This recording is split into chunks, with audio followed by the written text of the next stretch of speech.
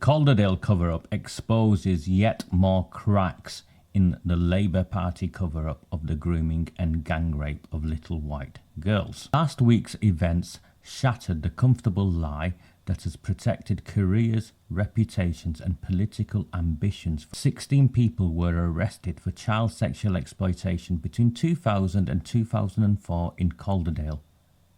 This latest gang's tentacles were not just confined to Calderdale. It reached Oldham, Manchester, Rossendale and Dewsbury. Previously, because this is not the first of the arrests in Calderdale, the gang members had come from as far as Derby, of course, as well as Bradford. So these aren't isolated incidents. They are not a historic anomaly. They are the inevitable consequence of a cover-up so vast, so coordinated, that it makes Watergate look like a parking ticket. They told us these networks were dismantled. They lied. They told us the abuse was localized. They lied. They told us there was no cover-up. They told us it was barefaced lies. They lied. And on Wednesday, in the cold, bureaucratic language of arrest logs, the truth finally broke through the wall of deceit. For at least 25 years, little white girls were being trafficked, raped and tortured by predatory gangs of predominantly Pakistani men, whilst the very institutions paid to protect them were running a protection racket. They were not interested in protecting children. They were more concerned for the reputations of politicians, police chiefs and council leaders and everyone else in positions of power who knew exactly what was happening and chose to look the other way. Some Labour Party politicians even worked out how they could gain from the gang rape of children. This wasn't incompetence. This was design. Every localised inquiry was a firewall. Every narrow scope was a get-out-of-jail-free card. Every redacted report was another brick in the wall of institutional silence. They carved up the horror into bite-sized pieces so no one would ever have to swallow the whole truth. But this was a national scandal requiring national accountability. Last week's arrest included men from Oldham who were involved in the abuse of girls in Calderdale. This blows the carefully constructed lie to pieces. The networks didn't stop at council boundaries. The abuse wasn't confined within convenient postcodes. The cover-up wasn't a series of isolated failures, but a coordinated conspiracy to protect the system at the expense of the children it was meant to serve. Remember Andy Burnham's so-called assurance review in Oldham? That masterpiece of institutional gaslighting that deliberately excluded evidence outside their jurisdiction? That exercise in moral cowardice that actively ignored reports of children trafficked between towns? That assurance review, remember it? We were told it was thorough. We were told it was independent. We were told it found no evidence of a cover-up. We were told it found no evidence of a cover-up. Every single word was a lie, and last week's arrests in Calderdale prove it. When men from Oldham are being arrested for abusing girls in Calderdale, what does that say about the integrity of an inquiry that refused to look beyond its own borders? It tells us what survivors have been screaming for years. The whole thing was a whitewash designed not to find the truth, but to bury it. 25 years, a quarter of a century of systematic child abuse enabled by systemic institutional failure. Not in one town, not by one gang, but across regions, across decades, across every level of government, policing and child protection that claimed to give a damn about vulnerable children. They shredded documents. They lost minutes. They arrested whistleblowers. They smeared survivors.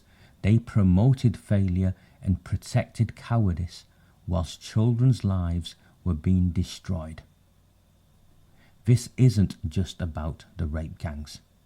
This is about the utter moral bankruptcy of a system that chose political expediency over child protection, reputation management over justice, and career preservation.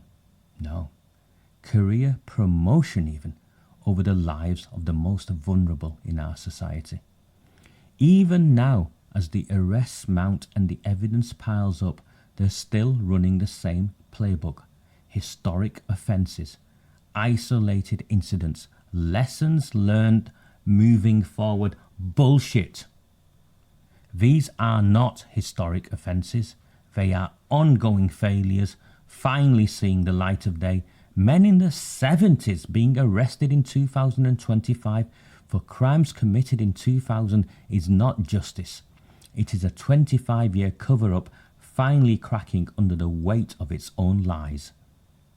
And while they spin their comfortable narratives about learning lessons, more children are being failed, more evidence is being lost, and more careers are being protected at the expense of truth. This latest round of arrests aren't just about 16 individuals.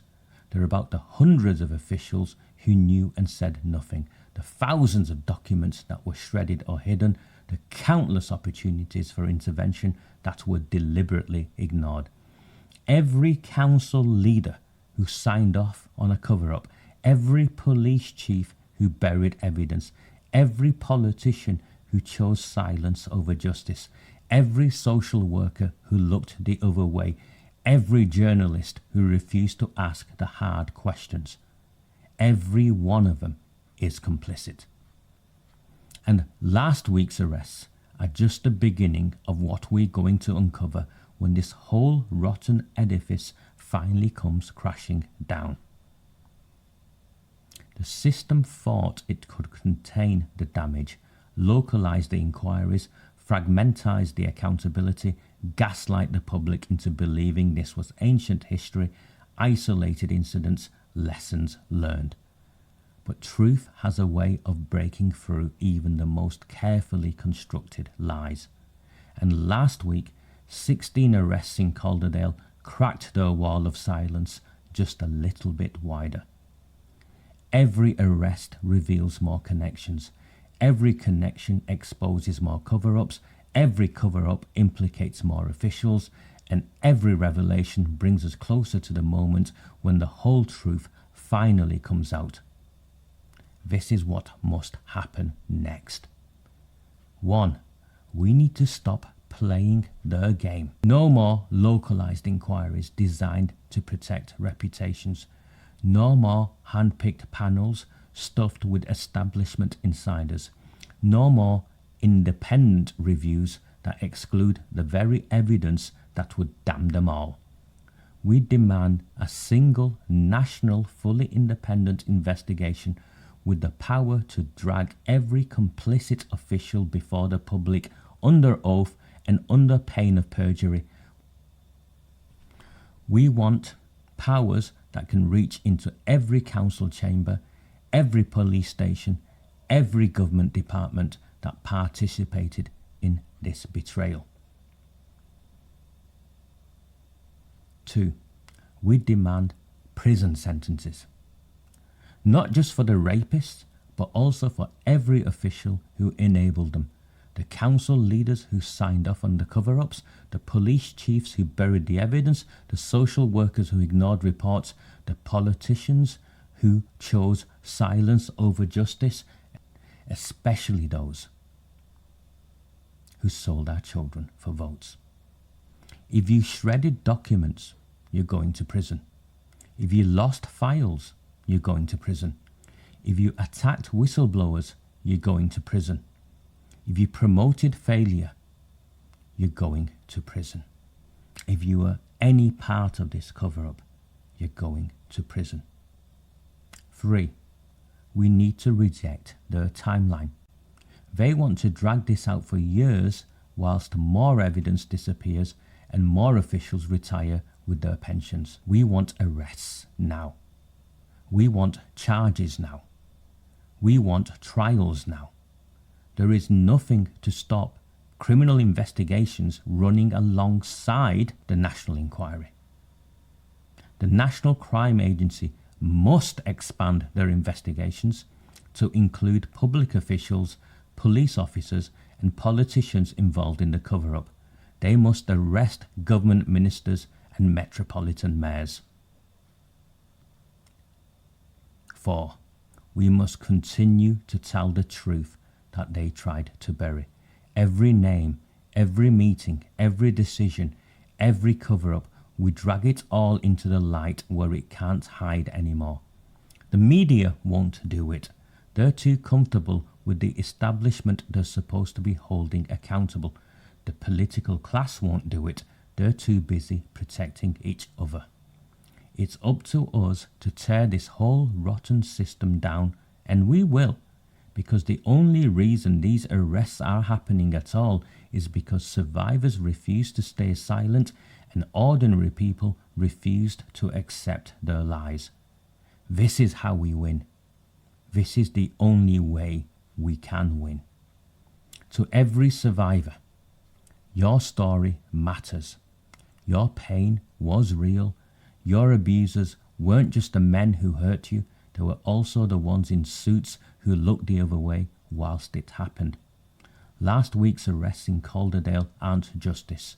They're just another reminder that the system that failed you is still failing others. But they're also proof that the truth can't be buried forever.